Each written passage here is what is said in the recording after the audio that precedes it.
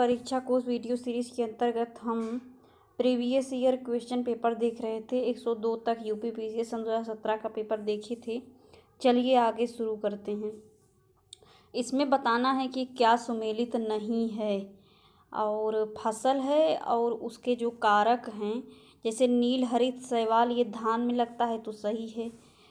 Rhizobium लेग्यूमिनिसारम, ये किस में लगता है? मटर में, तो ये भी सही है। एजोटाबैक्टर, ये किस में लगता है? तो गेहूं में। एजोला मक्का में नहीं लगता, ये धान में लगता है। देखिए, मक्का में नाइट्रोजन स्थिरीकरण कारक एजोला नहीं है। एजोला एक क्या है? तैरती हुई फर्न है जो शैवाल से मिलती जुलती है। और सामान्यतः एजोला धान के खेत या उथले पानी में उगाई जाती है। एजोला की पंखुड़ियों में बिना नामक झील हरित काई के नाम का एक सूक्ष्म जीव होता है जो सूर्य के प्रकाश में वायुमंडलीय नाइट्रोजन का यौगिकीकरण करता है, जो हरे खाद की तरह फसल को नाइट्रोजन की पूर्ति करता है। और धान के खेतों में इसका उपयोग सुगमता से किया जा सकता है। अगला है कि हमको सुमेलित करना है, तो देखिए कहाँ कौन सी खेती की जाती है, उसका नाम।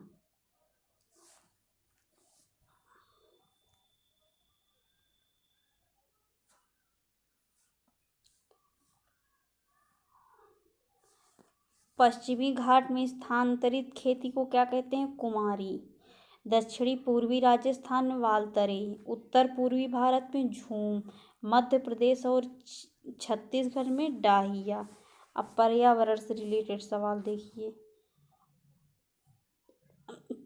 इसमें बताना है कि क्या सुमेलित नहीं है। तो तंबाकू निषेध दिवस 5 मई को नहीं, 31 मई को मनाया जाता है। विश्व पर्यावरण दिवस 5 जून, पृथ्वी दिवस 22 अप्रैल, तंबाकू निरोध दिवस 31 मई, ओजोन दिवस 16 सितंबर। अगला प्रश्न है कि हरित गृह प्रभाव से वातावरण में निम्नलिखित में से क्या परिवर्तन होता है? तो क्या होता है? वायुमंडल में कार्बन डाइऑक्साइड की सांद्रता बढ़ जाती है। ग्रीन हाउस गैसें ग्रह के वातावरण या जलवायु में परिवर्तन और अंततः भूमंडलीय ऊष्मीकरण के लिए उत्तरदायी है। इनमें सबसे ज़्यादा उत्सर्जन carbon dioxide, nitrous oxide, methane, chlorofluorocarbon, जलवाष्प, ओजोन आदि। हरित गृह प्रभाव या ग्रीन ग्लोबल हरित गृह प्रभाव के कारण वायुमंडल में कार्बन डाइऑक्साइड की सांद्रता बढ़ जाती है, वातावरण के ताप वृद्धि में सहायक है। यह आकलित किया गया है कि 400 ppm कार्बन डाइऑक्साइड का स्तर वातावरण का तापमान 1 डिग्री सेंटी तक बढ़ा देता है। किस पारिस्थितिक तंत्र में पौधों का जैविक पदार्थ अधिकतम है? तो उष्णकटिबंधीय वर्षावन में क्या होता है? पौधों का जैविक पदार्थ अधिकतम होता है। उष्णकटिबंधीय वर्षावन एक ऐसा क्षेत्र होता है जो भूमध्य रेखा के दक्षिण या उत्तर में लगभग 10 डिग्री अक्षांश के भीतर होता है। ये एशिया, ऑस्ट्रेलिया, अफ्रीका, दक्षिण अमेरिका तथा मध्य अमेरिका, मैक्सिको और प्रशांत द्वीपों में पाए जाते हैं। धरती पर रहने वाले सभी पशुओं और प्रजातियों की आधी संख्या इन वर्षावनों में रहती है। भारत सरकार ने वन संरक्षण अधिनियम किस वर्ष में अधिनियमित किया? तो 1980 में इसे अधिनियमित किया गया है। और वन्य जीव अधिनियम 1972 में, पर्यावरण संरक्षण अधिनियम 1986 में लागू किया गया है। जैव विविधता को अधिकतम संकट है, तो प्राकृतिक निवास और वनस्पतियों के विनाश से अधिकतम संकट है। जैव विविधता से तात्पर्य पृथ्वी पर पाए जाने वाले जीवों की विविधता से है। साधारण शब्दों में कहें तो जैव विविधता का अर्थ है किसी निश्चित भौगोलिक क्षेत्र में पाए जाने वाले जीवों और वनस्पतियों की संख्या से तथा इसका संबंध पौधों के प्रकारों, प्राणियों एवं सूक्ष्म जीवों से है। जैव विविधता का शब्द का प्रयोग रोजेन द्वारा 1985 में किया गया। जैव विविधता को अधिकतम संकट प्राकृतिक निवास और वनस्पतियों के विनाश से है। जलवायु परिवर्तन, बढ़ते प्रदूषण स्तर, मानव द्वारा प्राकृतिक संसाधनों के अंधाधुंध दोहन से विभिन्न प्रजातियों के आवास नष्ट हो रहे हैं, जिसके कारण बहुत सारी प्रजातियां विलुप्त हो रही हैं। इसमें बताना है कि कौन से जलवायु परिवर्तन के प्रमुख कारक हैं।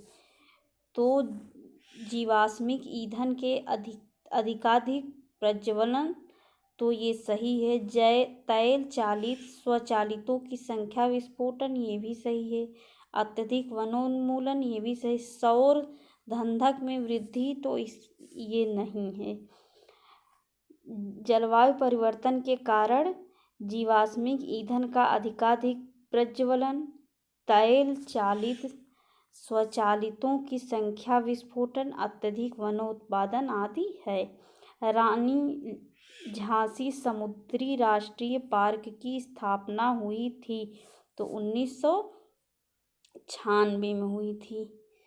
और रानी झांसी समुद्री राष्ट्रीय पार्क बंगाल की खाड़ी में स्थित भारत के अंडमान निकोबार द्वीप समूह में स्थित है। तो ये भी प्रश्न बन सकता है कि रानी झांसी समुद्री राष्ट्रीय पार्क कहाँ है, तो अंडमान द्वीप व निकोबार द्वीप समूह में स्थित है। कौन न्यूनतम पर्यावरण प्रदूषण करेगा, तो हाइड्रोजन। कौन इसमें से प्रथम राष्ट्रीय उद्यान है, तो जिम कॉर्बेट नेशनल पार्क 1936 में स्थापित किया गया था, नैनीताल में अवस्थित है। इसमें बताना है कि जैव मंडल तक जैविक संगठन का सही क्रम है, तो क्या होगा, जनसंख्या, समुदाय और पारिस्थितिक तंत्र और भूदृश्य, यही है।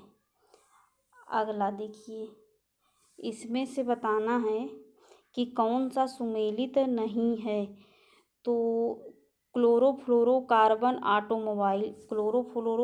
ऑटोमोबाइल नहीं, कार्बन मोनोऑक्साइड और लेड निकलता है।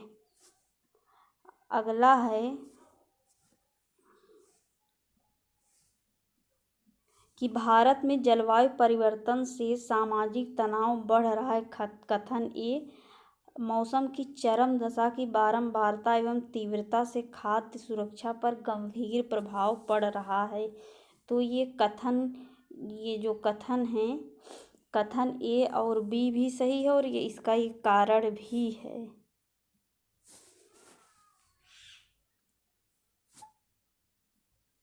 अब एक प्रश्न है कि इसमें से सुमेलित करना है, तो खेल का सामान मेरठ में, दिया सलाई बरेली, पीतल का सामान मुरादाबाद, लकड़ी की नक्काशी सहारनपुर।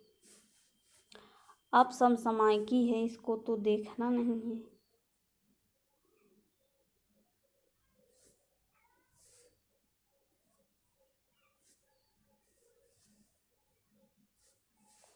अब इसमें से हमको ये बताना है, मैचिंग कराना है।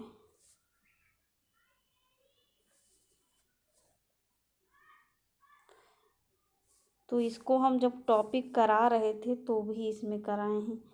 वन अनुसंधान संस्थान देहरादून, भारतीय चारागाह एवं चारा अनुसंधान झांसी, केंद्रीय शुष्क क्षेत्र अनुसंधान संस्थान या काजरी इसको कहते हैं जोधपुर, भारतीय कृषि अनुसंधान संस्थान नई दिल्ली। तो आज के लिए बस इतना ही। Thanks for watching this video.